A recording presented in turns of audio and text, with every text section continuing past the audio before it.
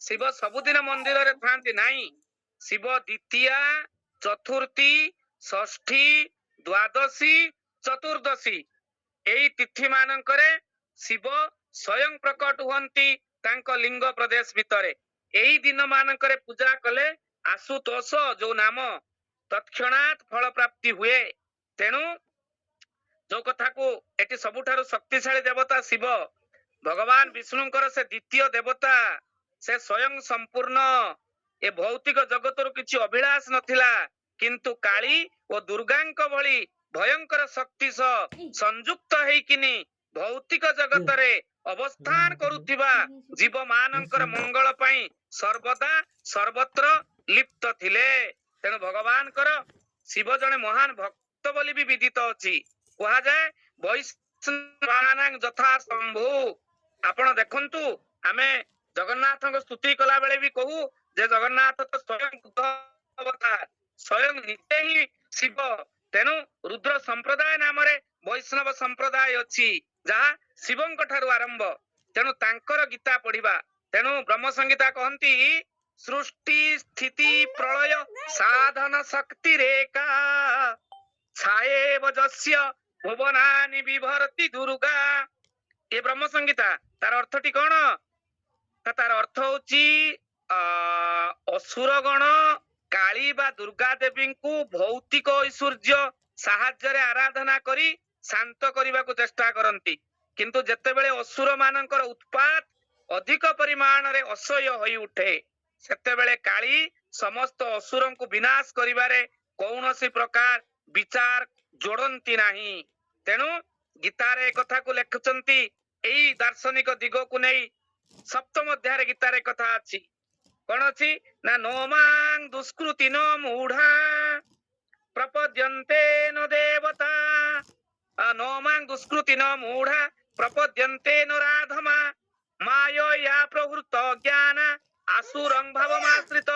ଆପଣ ଭାବିବେ ସପ୍ତମ ଅଧ୍ୟାୟ କୋଉ ଜାଗାରେ କଥା ରହୁଛି ନା 15 ନମ୍ବର ଶ୍ଲୋକ। ଜ୍ଞାନ ବିଜ୍ଞାନ ଯୋଗରେ ଦୁର୍ବୃତ୍ତ ଗଣ ମୂର୍ଖ ମାନେ ଗୋବିନ୍ଦ ନରାଧମ ବି ଯେଉଁମାନେ ଗୋବିନ୍ଦ ମାୟାରେ ଅପହୃତ ଜ୍ଞାନ ଗୋବିନ୍ଦ ଅସୁର ସ୍ୱଭାବ ସମ୍ପନ୍ନ ଗୋବିନ୍ଦ।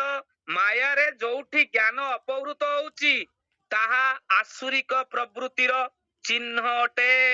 ସେଇଥିପାଇଁ ଭଗବାନ ଦଶମ ଅଧ୍ୟାୟ ଦଶମ ଶ୍ଲୋକ ବିଭୂତି ଯୋଗରେ କହିଲେ ଗୀତାରେ, କହିଲେ ତେଷାଂ ସତତ ଯୁକ୍ତାନାଂ ଭଜତାଂ ପ୍ରୀତି ପୂର୍ବକଂ ଦଦାମି ବୁଦ୍ଧି ଯୋଗଂ ତଂ ଯେନ ମାମ୍ ଉପଜାନ୍ତି ତେ। ଯେଉଁମାନେ ମୋ ଠାରେ ସର୍ବଦା ଯୁକ୍ତ ହୋଇ ପ୍ରୀତି ପୂର୍ବକ ମୋର ଭଜନ କରୁଥାନ୍ତି, ମୁଁ ସେମାନଙ୍କୁ ଏପରି ବୁଦ୍ଧି ଦିଏ ଯାହା ବଳରେ ସେମାନେ ମୋ ପାଖକୁ ଆସିପାରନ୍ତି। ହେ ଅର୍ଜୁନ, ଏକଥା ଜାଣି ରଖ। ତେଣୁ ଏଠାରେ ମହାମୁନି ମୈତ୍ରେୟ ବିଦୁରଙ୍କୁ କହୁଛନ୍ତି। ଯେତେବେଳେ ବିଦୁରଙ୍କର ଜିଜ୍ଞାସା ଆସିଲା ଜାଣିବା ପାଇଁ, ସେତେବେଳେ ମୈତ୍ରେୟ କହିଲେ, ବିଦୁର, ସାଧୁ ପ୍ରଚେତା ମାନେ ବାପାଙ୍କର ବାକ୍ୟ ଶିରୋଧାର୍ଯ୍ୟ କରି ଗମ୍ଭୀରତା ସହକାରେ ତପସ୍ୟା ଅର୍ଥରେ ପରମ ଉତ୍ସାହର ସହିତ ପଶ୍ଚିମ ଦିଗକୁ ଯାତ୍ରା କଲେ। କିଛି ଦୂର ଯାଇଛନ୍ତି, ପ୍ରଚେତା ମାନେ ଏକ ବୃହତ ସରୋବର ଦେଖିବାକୁ ପାଇଲେ। ବୃହତ ସରୋବର। ଏ ସରୋବରଟି ପ୍ରାୟ ସମୁଦ୍ର ଭଳିଆ ବିସ୍ତୃତ। ମହାତ୍ମାଙ୍କର ନିର୍ମଳ ଅନ୍ତଃକରଣ ଭଳି ସ୍ୱଚ୍ଛ ସରୋବରର ଜଳରାଶି ଅତିଶୟ ନିର୍ମଳ। ଆଉ ଜଳଜୀବ ମାନେ ଅତି ଆନନ୍ଦରେ କ୍ରୀଡା କରୁଛନ୍ତି। ଜଗନ୍ନାଥ ଦାସ ତାକୁ ମଧ୍ୟ ସୁନ୍ଦର ଭାବରେ ତାକୁ ଲେଖୁଛନ୍ତି। ଜଗନ୍ନାଥ ଦାସ ସେ କଥାକୁ ମଧ୍ୟ ଲେଖୁଛନ୍ତି। ଯେତେବେଳେ ମୈତ୍ରେୟ କହୁଛନ୍ତି, କହିଲେ ଅମୃତ ତୁଲ୍ୟ ସୁମଧୁର ସୁଖ ଆନନ୍ଦ ଶୀତକର ଆଉ ସମୁଦ୍ର ନିକଟେ ମିଳିଲେ ଦିବ୍ୟ ସରୋବରେ ସେ ଦେଖିଲେ। ଗୋଟେ ଦିବ୍ୟ ସରୋବର ଦେଖିଲେ। ସେଠି କଣ ହେଇଛି ନା ସେ ମହାନ ହ୍ରଦ ବା ସରୋବରର ବହୁ ନୀଳୋତ୍ପଳ ଅଛି, ରକ୍ତ ଉତ୍ପଳ ଅଛି, କମଳ ଅଛି, କହ୍ଲାର ଅଛି, ଇନ୍ଦିବର ପଦ୍ମ ଫୁଟିଛି।